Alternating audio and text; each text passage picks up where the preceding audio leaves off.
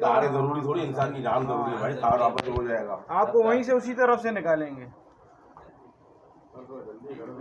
वो कर रहे हैं अपना काम। वो बाहर गाड़ी लग गई है, गाड़ी का काम शुरू है। यहाँ से तो कोई हेल्प भी नहीं है उसका। कौन बेच रहा है? तो एक फैमिली को निकाल दो, ज़्यादा डेंजर वहाँ तो सेव तो है कम से कम। इंशाल्लाह सब हो जाएगा। नीचे की तरफ बनाओ। वो देख के भाई कहाँ जा रहे हैं यार? ना देखने के लिए इतना तरफ रहा है दूसरे चला जा यार, वहीं से होगा।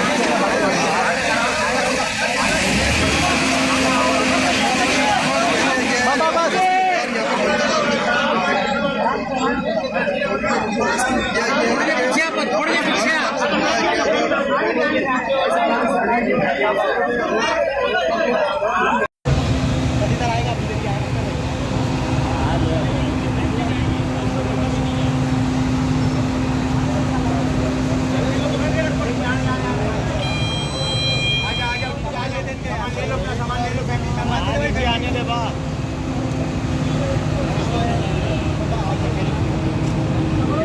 ये भी आ गया।